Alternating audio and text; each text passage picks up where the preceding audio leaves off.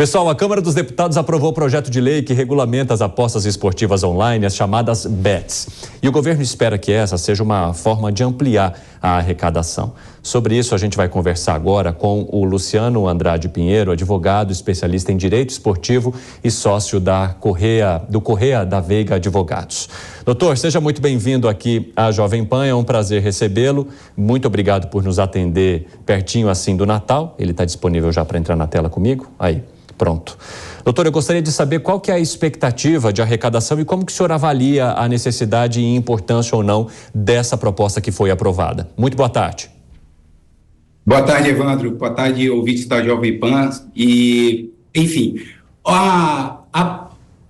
desde 2018 a gente está com a expectativa da Câmara dos Deputados e do Senado Federal de aprovar um projeto de lei que regulamentasse as apostas esportivas.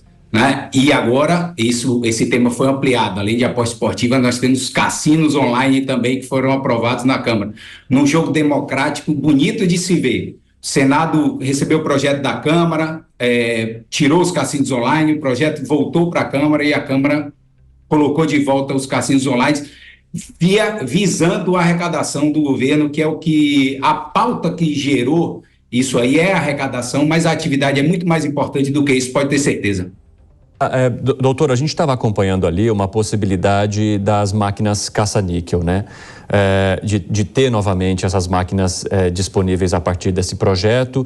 A bancada evangélica e a bancada católica brigaram bastante para que isso não acontecesse. Houve um acordo, então, para que elas fossem tiradas ali da proposta. Mas como que o senhor vê a retirada desse equipamento físico, mais a manutenção, por exemplo, da permissão de jogos online, né? Que foi o que o senhor mencionou.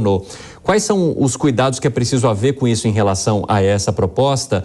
E, de alguma forma, também é você garantir algum tipo de regulação ou tributação de um jogo que acontece e que muitas vezes a gente fica tratando como se fosse à margem ou na marginalidade, mas que está ali e que a autoridade precisa olhar de alguma forma? É isso. Na verdade, o jogo já existe, ele é incontrolável, porque ele está em todo lugar do mundo, ele chega pela via online, né? Então, eu estou aqui, eu posso jogar num cassino que tá hospedado em Macau, que está hospedado em qualquer outro lugar, e isso é inevitável. O que o governo tinha que fazer, ele fez, que é regulamentar a atividade, e eu posso afirmar para você que é uma boa regulamentação. Nós estamos alinhados com as melhores práticas do mundo inteiro. É evidente que tem alguns defeitos, mas o governo precisava fazer isso, primeiro para arrecadar e segundo para regulamentar de fato, para controlar esse mercado. Porque esse mercado sem controle, ele gera prejuízo para um monte de gente. Controlado, ele é uma atividade que pode gerar emprego, pode gerar renda, aumento de tecnologia e desenvolvimento para o país. Então o governo acertou, a Câmara e o Senado estão de parabéns pelo que fizeram com esse projeto de lei. Doutor, o Gustavo Segré, nosso comentarista, quer participar dessa entrevista também. Vai lá, Segré. Doutor Luciano, boa tarde. Em 1946, na época do presidente Gaspar Dutra, e por sugestão da sua esposa na época, uma fervorosa católica, que comentava que o jogo de azar era denigrante para o ser humano. Passaram muitos anos e agora parece que isso volta. Essa possibilidade de ter a regulação dos jogos online não poderia sugerir que pode voltar os cassinos e os bingos aqui no Brasil também? Veja, por enquanto só online. Eu acho que a discussão do cassino real, físico, ele precisa evoluir mais. Mas não por uma questão moral, ou, digamos assim, ou de moral católica. Ele precisa ser regulado, precisa ser mais estudado, porque os cassinos no mundo inteiro, físicos, eles estão acabando, porque está tudo migrando para o online. Então isso precisa ser muito bem estudado para se criar uma Las Vegas e não um lugar onde as pessoas não vão. Então tem que ser agregado a questão do turismo, a atrativos para o turista de outros países. Então tem que ser muito bem estudado. Não adianta a gente querer abrir um cassino em cada esquina do Brasil, que isso não vai funcionar. Não funciona em lugar nenhum do mundo, então precisa ser melhor estudado. O online, que funciona felizmente ou infelizmente, diante do computador de cada um de nós dentro da nossa casa, tinha que ser regulado. A parte do físico, não por uma questão moral, eu acho que tem que ser melhor estudada, para saber o lugar onde ele vai funcionar. Agora, doutora, essa proposta ela começou a ser discutida muito em cima também das empresas de bets, né, por conta do futebol.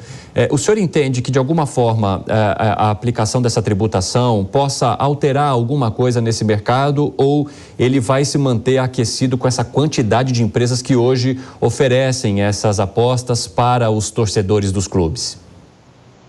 Evandro, é o seguinte, o mercado, o governo fez uma coisa muito inteligente, a Câmara e o Senado, que lá aprovou, cobrando uma taxa que não é simbólica, é uma taxa de até 30 milhões de reais para quem quiser funcionar regularmente no Brasil.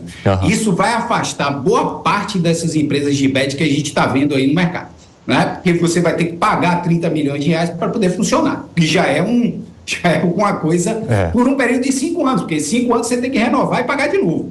Enfim, e esse mercado também vai afastar esses aventureiros. Então, eu acho que a quantidade vai diminuir bastante, mas vai continuar ou vai permitir que a gente veja seriedade também no mercado. Tá? Segré, você tem mais alguma questão? Sim, a questão tem a ver com: era necessária regulamentação por aquilo que o senhor manifestou ou o governo apelou a essa regulamentação apenas por um critério arrecadatório?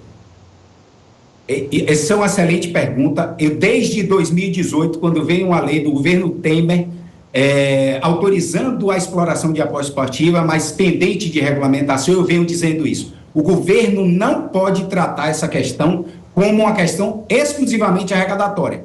E, felizmente, a Câmara dos Deputados e o Senado Federal tomaram a atitude de entender que não era só arrecadatória. Ampliaram e fizeram uma regulamentação, uma lei que está entre as mais modernas do mundo em questão de compliance, em questão de propaganda, em questão de controle do jogo ilícito, enfim.